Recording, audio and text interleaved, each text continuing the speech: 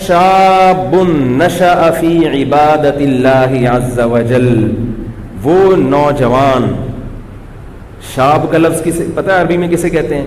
15 سال سے لے کر 30 سال۔ علامہ ابن حجر رحمہ اللہ تعالی لکھتے ہیں شباب کی عمر 15 سال سے شروع ہوتی ہے اور 30 سال تک زمانہ شباب کا چلتا ہے۔ شباب یعنی بھرپور جوانی، 30 سے 40 بھی جوان ہوتا ہے، مگر وہ جو امنگیں ہوتی ہیں وہ آہستہ آہستہ ٹھنڈی پڑنا شروع ہو جاتی ہے۔ 15 سے 30 سال کی جو عمر ہے نا، یہ بالکل عہد شباب۔ اس میں نبی نے فرمایا کہ جو نشأ فی عبادت اللہ، وہ اس کی جوانی جو پروان چڑھے وہ اللہ کی عبادت میں، یعنی اس عمر میں اللہ کی عبادت کرتا ہو۔ اس عمر میں واٹس ایپ پہ بیٹھنا آسان، فیس بک پہ گھنٹوں گھنٹوں لڑکیوں سے چیٹنگ کرنا آسان۔ میں نے بتایا تھا نا، فیس بک پہ کچھ لڑکے بیٹھے ہوئے تھے، ثنا نام کی کوئی آئی ڈی سے کوئی انٹر ہوا، سارے آگے ایک دم، جب دیکھا ثنا آئی ہے بھائی، تو غفور بھائی بھی، کلیم بھائی بھی، وسیم بھائی بھی، سب ایڈ ہو گئے، سب نے خیریت پوچھنا شروع کر دی اور سنائے، سارے جناب جنگل کی آگ کی طرح خبر پھیلی۔ کسی نے ثنا سے پوچھا کہ آپ کا پورا نام کیا ہے؟ اس نے کہا ثناء اللہ۔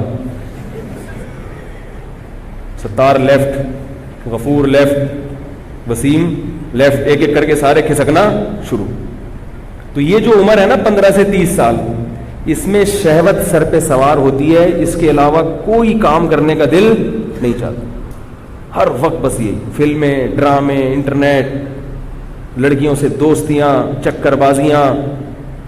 اور اگر کوئی ان گناہوں سے بچتا بھی ہے تو وہ لڑکوں سے دوستی لگا کے اسنوکر کلب میں بیٹھا ہوگا، سارا دن کرکٹ کے میچز دیکھتا رہے گا، تبصرے کرتا رہے گا، آج اس نے اتنے چھکے مارے، آج اس نے اتنے چوکے مارے۔ کیا نتیجہ ملے گا بھائی؟ اس نے چھکے مار کے قوم کو جتوا دیا، تو جیتنے کے بعد بھی آپ ویسے کے ویسے ہی۔ پاکستان اگر ہر ورلڈ کپ میں جیتا ہوتا تو بھی آج اتنی روٹیاں ہم کھا رہے ہوتے جتنی کھا رہے ہیں، اتنے ہی صبح پراٹھے کھاتے جتنے آج۔ اس سے کوئی عملی زندگی کا اس سے کوئی تعلق نہیں۔ تو خام خواہ کی چیزوں میں وقت کی بربادی، ایسے موقع پر اپنے آپ کو عبادت کے لیے فارغ کر لے اگر کوئی نوجوان، تو اللہ کو اس نوجوان پہ بہت پیار آتا ہے کہ بھرپور جوانی کا وقت جو یہ کرکٹ کے میچز میں ضائع کر سکتا تھا، فضول تبصروں میں برباد کر سکتا تھا، خام خواہ کی اسنوکر کلب میں اور ڈبو میں اور پان میں اور گٹکوں میں، دیکھو نا لڑکوں کو پوری رات گٹر کے ڈھکن پہ بیٹھے رہتے ہیں۔ چھٹی والے دن کیا ہوتا ہے؟ میں نے کچھ لڑکوں کو ایک دن پیر کی صبح کو دیکھا، اتوار کی صبح کو دیکھا کہ فجر میں آئے ہیں سارے لائن۔ میں نے کہا یار بڑا تقوی ہے آپ سب 8-10 افراد کا جو فجر میں اٹھ کے ماشاءاللہ آپ لوگ کہہ رہے ہیں ہم سوئے نہیں، یہیں بیٹھے ہوئے تھے گٹر کے ڈھکن پہ پوری رات۔ ہم نے کہا چلو یار اب نماز ہی پڑھ لیں، آج تو پڑھیں کم از کم۔ پوری رات بیٹھ کے وقت ضائع، باتیں، اس عمر میں بڑا مزہ آتا ہے۔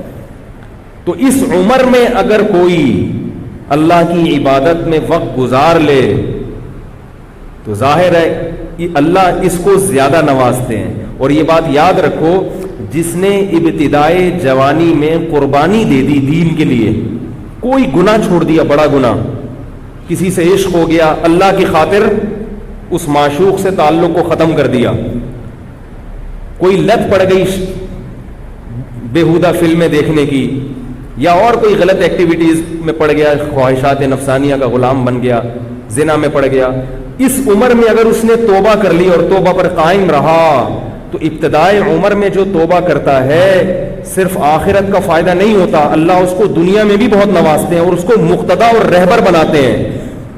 جو نوجوان ابتدائی جوانی میں توبہ کرے گا، توبہ تو 99 سال میں بھی مقبول ہے، مگر 99 سال میں توبہ کرو گے اپنی ذات کو فائدہ ہوگا، بس دین کا کام نہیں لیں گے اللہ۔ ابتدائی جوانی میں گناہ چھوڑ دیے، اللہ مقتدا اور رہبر بنا دیتے ہیں۔ اس زمانے میں یہ ہمارا مشاہدہ تجربہ ہے، اللہ اس کو مقتدا اور رہبر بنا دیتے ہیں، خاندان میں عزت عطا فرما دیتے ہیں، اس سے کام لیتے ہیں اللہ تعالیٰ بہت۔ تو اس لیے جوانی کی ابتدا میں ہی یو ٹرن لے لو، اس امید پہ توبہ کو مؤخر مت کرو کہ یار جب 40 کے ہو جائیں گے، جب 50 کے ہو جائیں گے، جب 60 کے ہو جائیں گے تب توبہ کریں گے، یہ حماقت اور بیوقوفی ہے۔ ابھی فائدہ ہے، اللہ عرش کے سائے میں جگہ دیں گے۔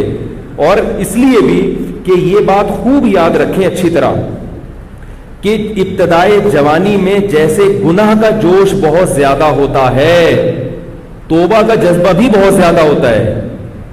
میں اس کی ایک مثال دیتا ہوں، نئی گاڑی کی اور پرانی گاڑی کی. دیکھو نئی گاڑی کا ایکسیلریٹر کتنا زبردست ہوتا ہے نا، ذرا سا پاؤں آپ نے ایکسیلریٹر پہ رکھا اور گاڑی زو کر کے بھاگی. نہیں آ رہی سمجھ میں میرا خیال ہے. او بھائی کبھی نئی گاڑی کیوں چلایا ہے؟ بیٹھے ہو کبھی؟ رینٹ پہ لے کر آؤ اور ایک دفعہ ٹرائی کر کے دیکھو. اس کے ایکسیلریٹر پہ آپ ذرا سا پاؤں رکھو گے گاڑی زو کر کے اٹھتی ہے کہ نہیں اٹھتی؟ لیکن بریکیں بھی اسی حساب سے مضبوط. بریک پہ ذرا سا اشارہ کیا وہیں جام ہو جاتی ہے.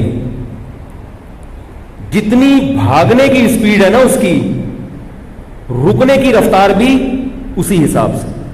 نئی گاڑی کے بریک شو اتنے مضبوط ہوتے ہیں کہ آپ نے اگر بریک پر مکمل پاؤں رکھا گاڑی قلاوازیاں کھا کے گر جائے گی مگر وہیں اسٹاپ ہو جائے گی، وہیں رک جائے گی. وہ جوان آدمی کی مثال بالکل ایسے ہے.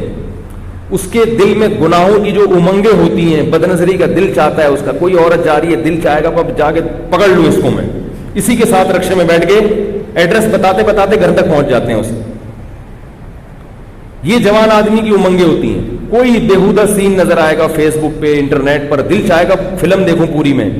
جوش ایسا ہوتا ہے اس کے اندر، بہت مشکل ہے نظر کی حفاظت. لیکن جتنا اس کے اندر جوش ہے نا، اگر وہ اس خواہش کی مخالفت کرنا چاہے تو اس کی بریکیں بھی اتنی مضبوط ہوتی ہیں. میں نہیں کہہ رہا، یہ بڑے بڑے علماء نے، بزرگوں نے لکھا ہے. یہ